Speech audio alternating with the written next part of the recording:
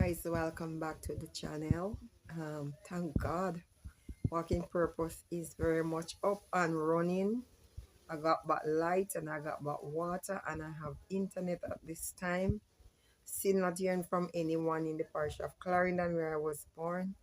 But for me, checking in from in the city, I am okay, and I'm just trusting God that for those of you who may be not okay, that you will get the help that you so desire, and that we will pull together to make Jamaica a better place for each and every one.